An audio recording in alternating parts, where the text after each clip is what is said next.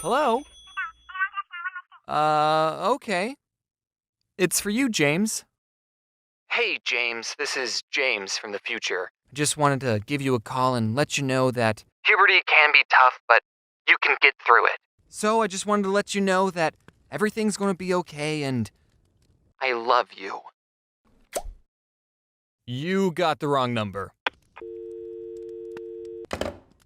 I grew up in a generation where smartphones were a new thing and everyone in my class had one, except for me. My parents never got me one because they didn't want me to access the internet on a device that could fit in my pocket because they were super strict and didn't want me looking at internet stuff, which backfired horribly. So they never gave me a smartphone. In fact, I didn't even get my first cell phone until I was 16 years old. Now, as an adult who uses a cell phone every day, I don't know how I survived for 16 years without one. I think when I was younger, if I was ever in a situation where I needed to call my parents, I would just ask the nearest person if I could borrow their phone. Now, if there's any parents watching this who haven't given their children a cell phone yet, take it from a guy on the internet with no children. You should get them one. It doesn't have to be a smart one, you can just give them your standard drug dealer phone, but you should at least give them a cell phone in case there's an emergency and they need to call you or the police. The only downside I can think of giving your child a phone is they'll end up spending too much time on it,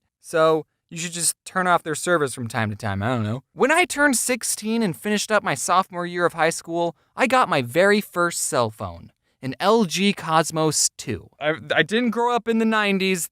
Everyone else had iPhones, but I was the only one with a phone that had a keyboard on it. And with that cell phone, I've had a couple of incidences where sometimes a random person would call me thinking I was someone else and then wouldn't admit they're wrong. And that's how you segue into the theme of this month's video. This first story happened when I was working at Subway. That's right, another Subway story. Hashtag Subway4. It wasn't good enough to be in the other three. So, it was 5 minutes until closing, and we get a phone call on the Subway phone. I pick it up and say, Thank you for calling Subway. How may I help you? The other person on the line said, Hey, what time do you guys close?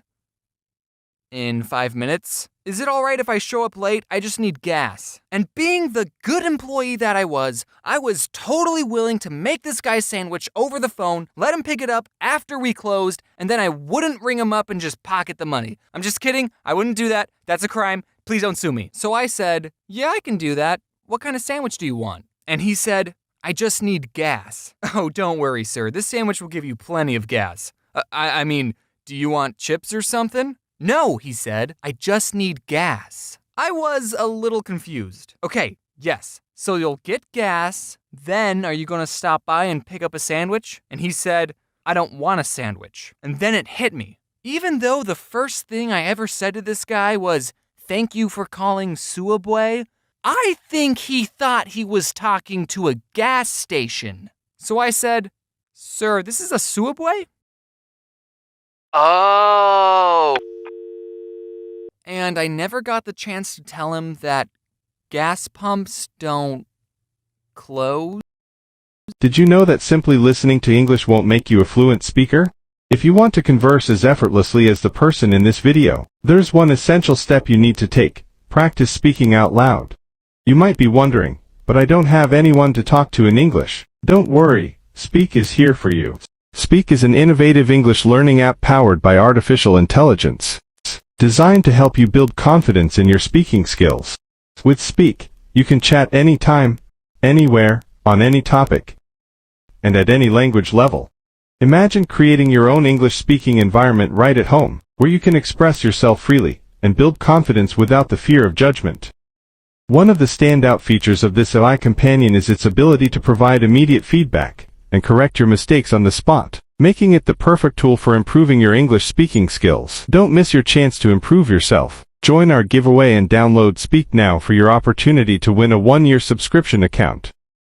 This next story happened when I was at home and I got a call from a number I didn't recognize. Now, I've had friends tell me that they don't answer the phone to any number they don't recognize, but my anxiety won't let me do that. What if it's your bank calling saying your account got hacked? what if it's your grandma? Because why would you have her saved in your phone? Or what if it's your Nigerian uncle who wants to give you his collection of gold bars and needs your information for a wire transfer? You just never know, so I always pick up the phone. So I answered it, and it was this woman asking for a Lawrence. And I said, oh, I'm not, you have the wrong number. And she goes, isn't this 416295? And I said, no, this is 416293, because that's my phone number. She goes, 3? I don't think I pressed 3.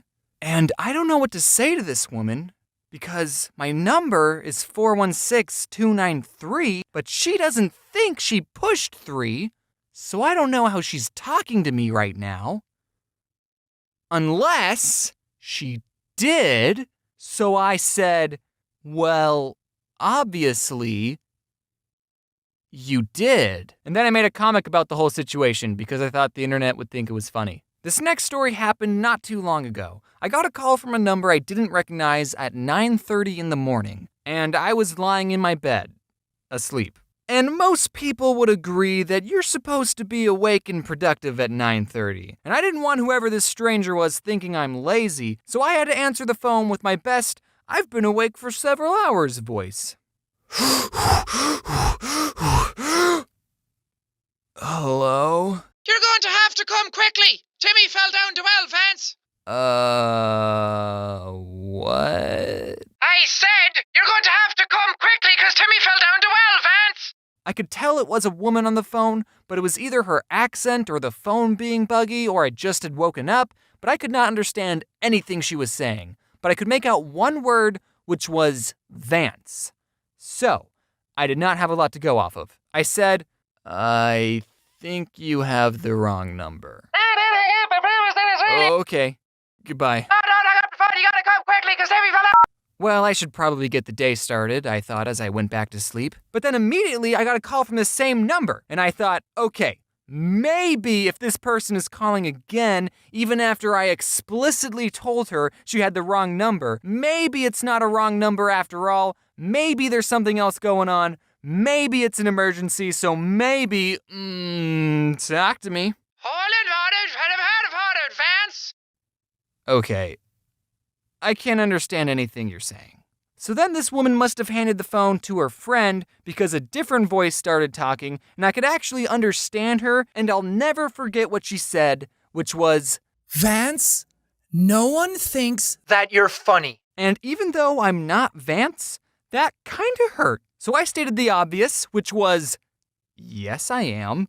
And also I'm not Vance. And she said, no, Lance. so this whole time, these two have been looking for a Lance. So I told this woman, I'm not Lance either. And she said, Well, this is the number they Gave me. okay, if she had said it like, oh, I'm sorry, this is the number they gave me, I didn't mean to call you, stranger.